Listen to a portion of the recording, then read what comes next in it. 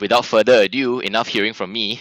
I'd like to pass the time over to Rachel, who will be kicking us off this morning with the topic, Is My Career Ruined? Go for it, Rachel. Hi everyone, thank you, Lujong. Today I want to take you through and share with you my life journey and some lessons I've learned regarding my career with you. I will share my story, how I started as a consultant to today being a kindergarten teacher. I had a dream job, yes, being an accountant. When I was in secondary school, I had the one and only dream and life goal. I just wanted to be an accountant. I was so sure of myself that I didn't bother to take the sciences and just went straight into the art stream. I didn't quite know what being an accountant meant at that time, but generally the decision was largely driven by the fact that it was my best subject in school, in college, and all the way to university.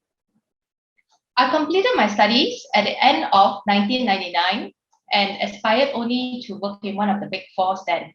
I was so confident of my grades and my big plan that I decided to go and have fun first and celebrate the millennium in anticipating of the grueling days as an auditor. I'll apply for a job after that.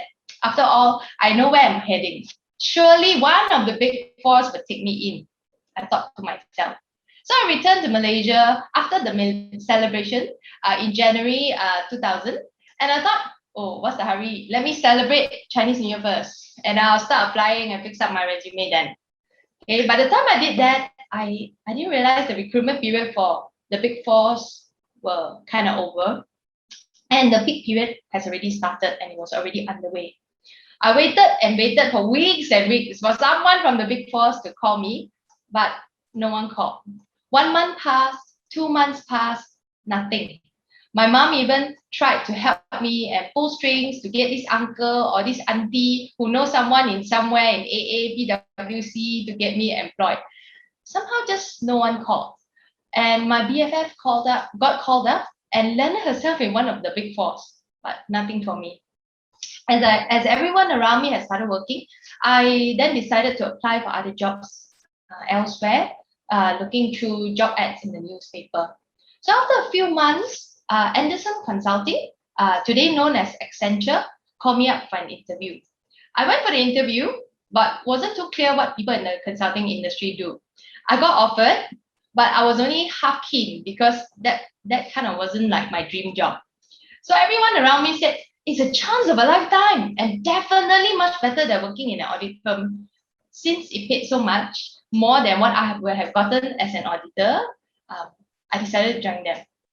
So while I was working in Accenture, I continued to pursue my professional papers to be a CPA while working. Somewhere at the back of my mind, I still wanted to ensure that I always have an avenue to pursue my dream as an accountant someday.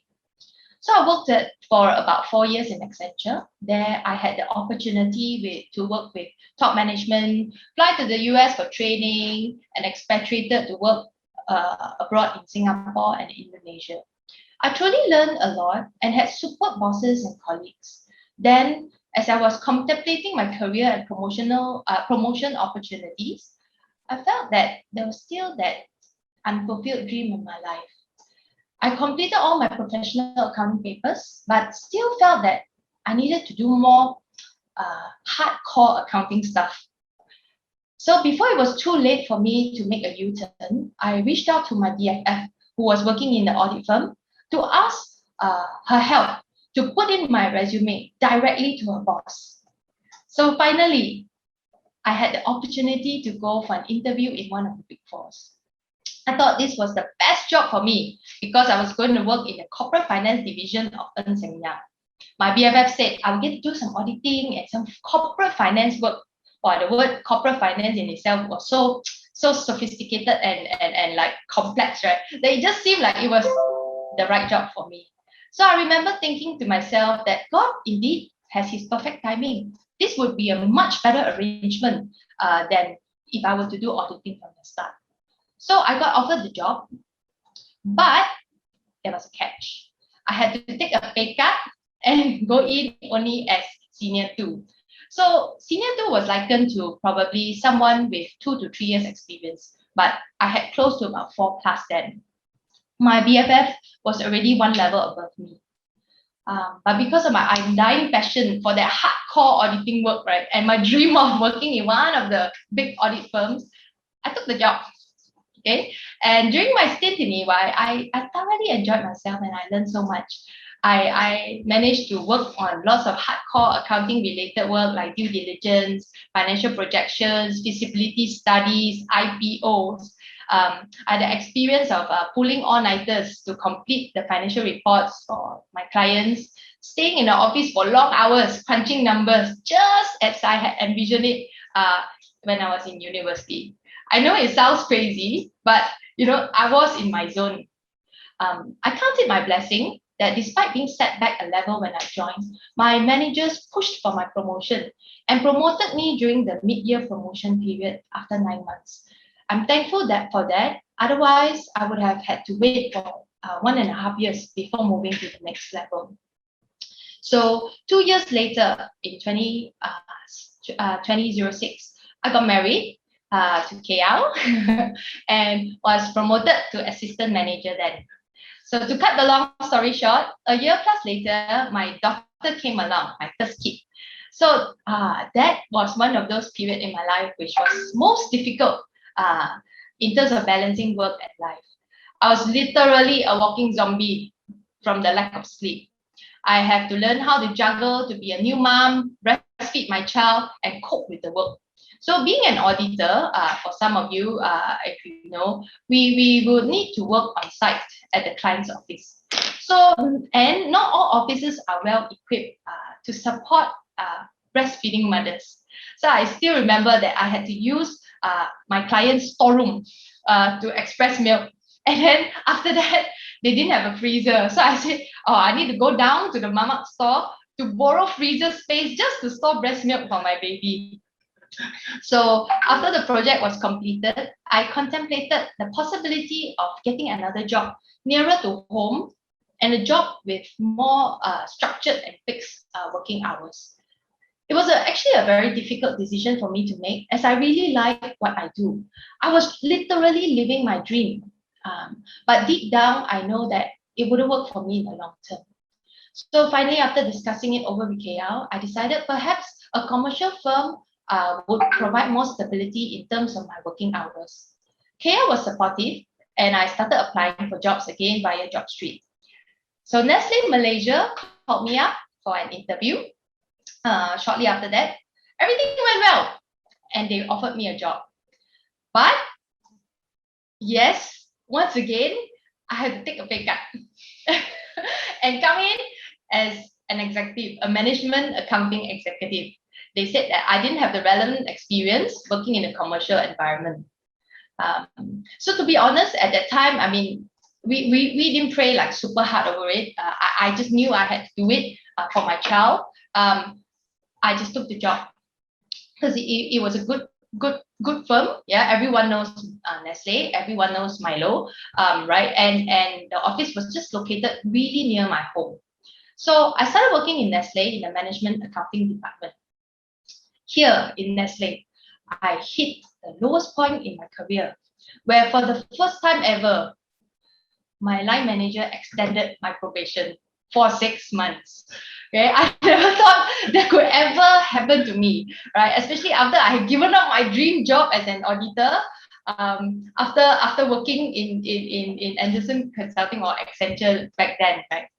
But as I was reflecting, I realized that I actually deserved it because I wasn't motivated and I had very bad working etiquette.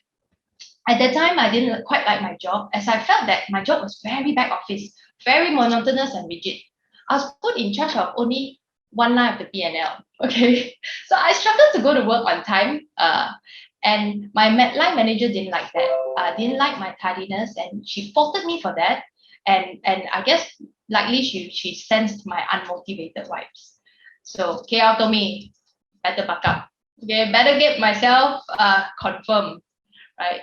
So I made it a point to be on time after that and ensured that I meet all the KPIs set by my line manager. So second time round, 9 months later, I was finally confirmed. So after the sobering incident, I didn't think I'd be able to get far in this company because of my bad start. And advancing in the company seemed impossible then. But as I got to know the company better, I mustered up the courage to ask my line manager for a transfer to the business side. I told her I want to be where the action is. But thankfully, she agreed. She told me, but she said, okay, can, but you have to queue, you have to wait. There's a lot of people asking for transfer, right? So finally, after a while, an opening came up and I got transferred to the business unit selling pet food. There, I found a new breath of life in my career. I supported the business doing pricing proposals, forecasting, month-end closing, management reporting.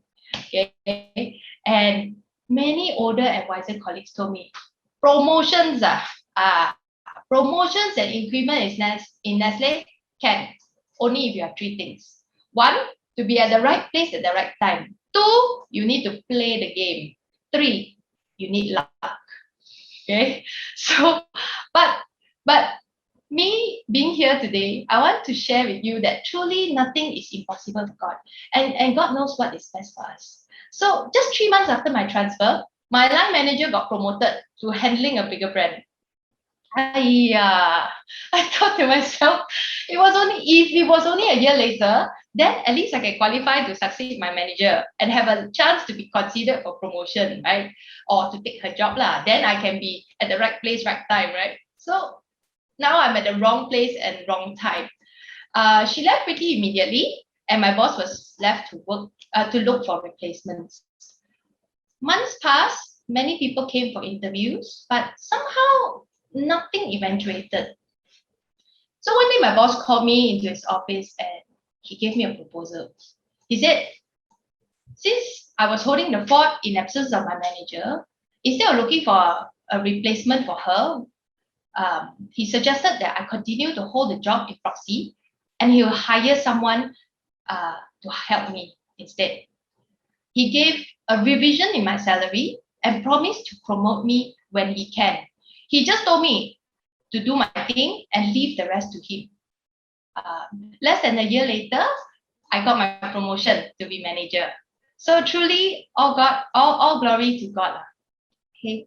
So 2 years after that, Nestle had an acquisition, and I had another opportunity to transfer to the newly acquired business.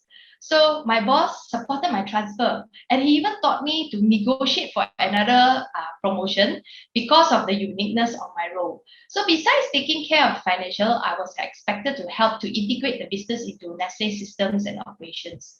I realized the work I did in Accenture didn't go to waste, as the experience I had in mergers and acquisition then helped me to hit the ground running. By God's grace, I got the promotion. So from there on, I only wanted to cruise in my career. I didn't aspire to go on further as I just wanted to enjoy what I do. Learning to balance work on top of being a wife and a mom. I guess they don't pay you so much for nothing, but things got busier and busier and busier after that. So Kaya and I came home later and later from work. Although work was 10 minutes away, I was only home after the sun had set. So I still remember conversations with my kids were limited and mainly about bedtime routines.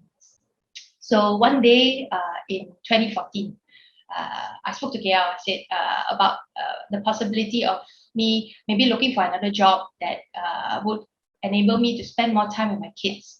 Thus, I realized that they needed at least one parent around. I'm very thankful for my mom who helped me take care of my kids, but I realized that it is not right to put the entire burden of raising my kids to her. So that was KL and my job as parents, right? So I was hoping to look for a half day or a part-time job to free up my afternoons. Then I can ferry them around, bring them to the park, and at least have dinner with them. So I told KL, I suggested that, hey, maybe I can work in the kindergarten in UMC where my kids are.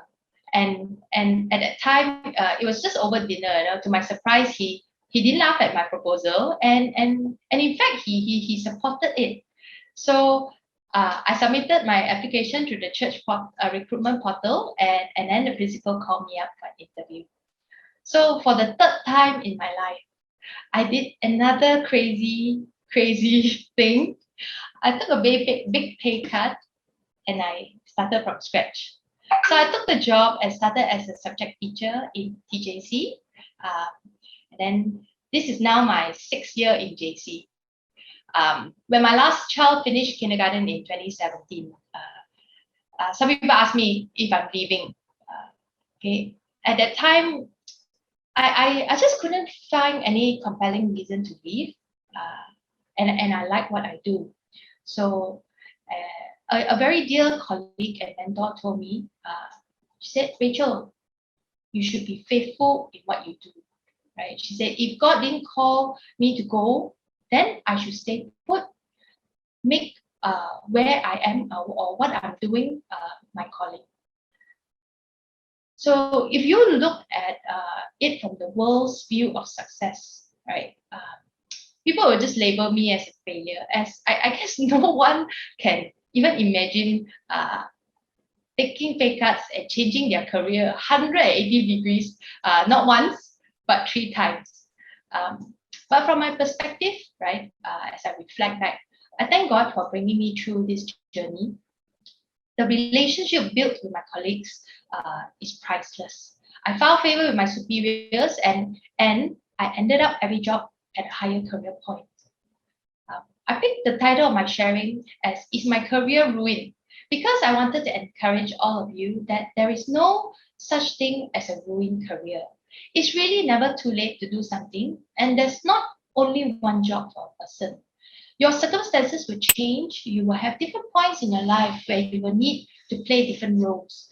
When I saw that my kids were picking up wrong habits and neglected, I realized that being available for them is what is needed at that point in time. I had to readjust and look for another job that could work for me. If you don't land yourself in your dream job, or if you feel like you're not in your dream job, well, I feel that there's value in hanging on to and waiting for the opportunities to arise to make it your dream. The word I learned is to be content. Looking back, I don't regret the decisions I made. The people and the experiences is what made the journey all the more special. My journey is not over yet. I really don't know how long and where I'll be in the future. The other day, I was listening to a sermon by Peter Tachi on his work series. So since my dream of being an accountant is now short-lived, right? So now my dream is to become what God wants me to be and to do what He wants me to do. Okay, so that's my story. I hope you enjoyed it.